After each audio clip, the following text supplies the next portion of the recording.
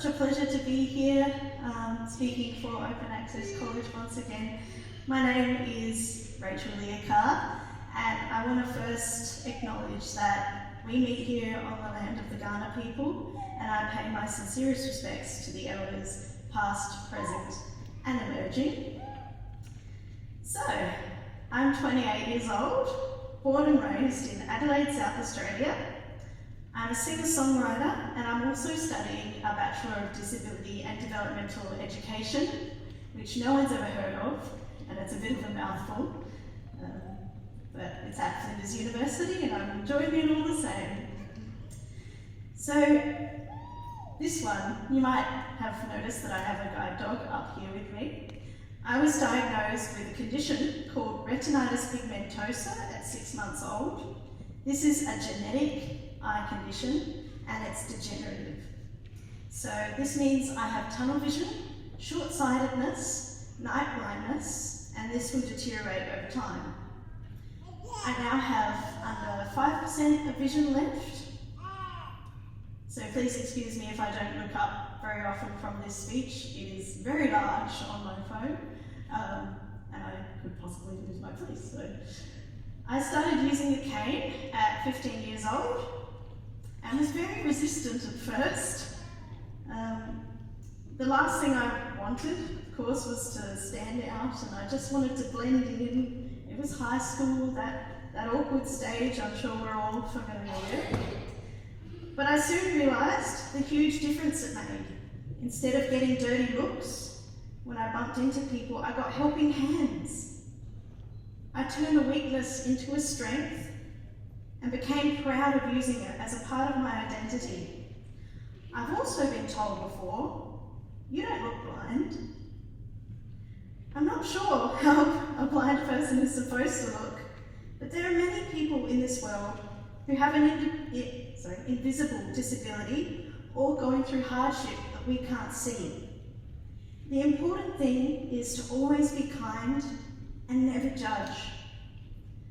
A few years later, I wanted to get a guide dog because going to university and trying to find a seat in a big dark auditorium filled with people with just a cane hitting everyone's legs was absolutely terrifying.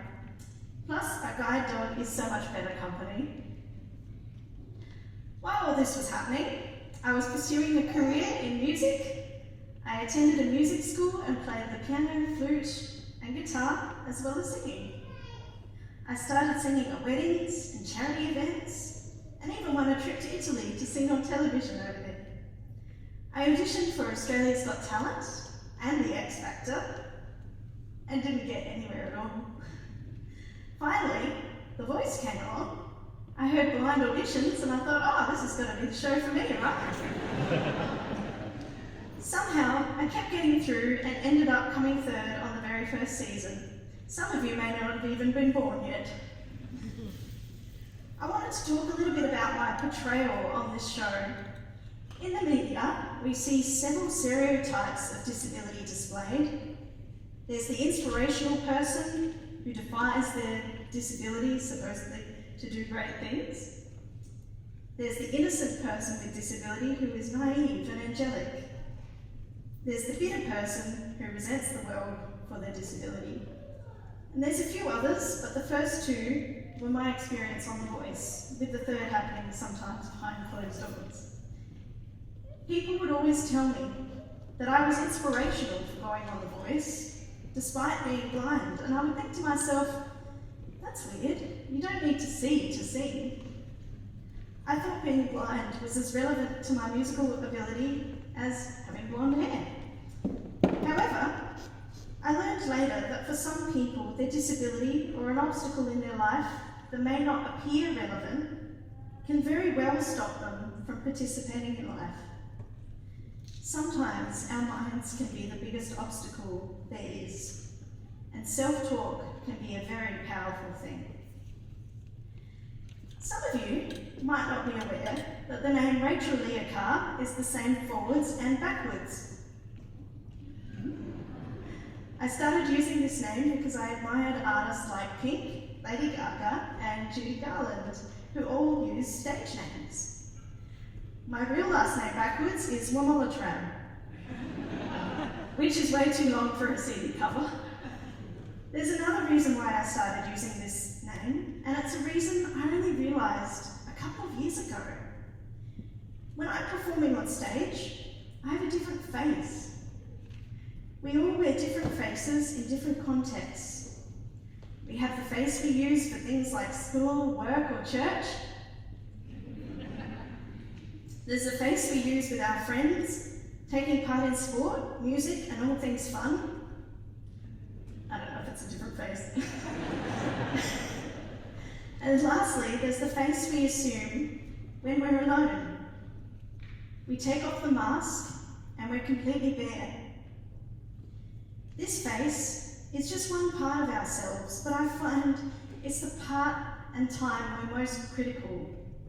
We look in the mirror and we think, do I like what I see? What needs to change?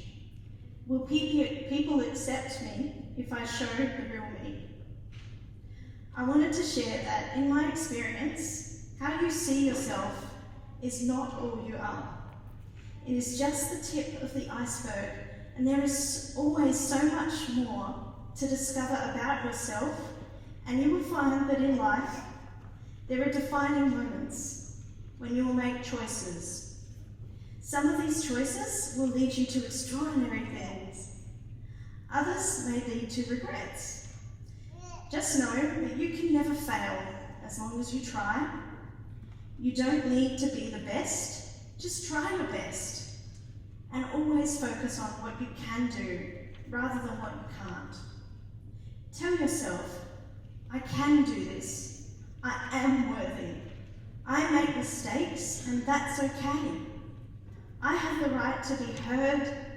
I have the right to be seen. I will face the world and let all my various faces shine. On that note, I wanted to say a big congratulations to the award winners for today. Your achievements are an absolute inspiration. And for those who haven't won an award this year, getting through 2022 is an amazing achievement by itself. Finally, a big congratulations to the graduating Year 12 class. I hope you can all listen to your heart as it guides you through the future and wear all your faces with pride. Thank you.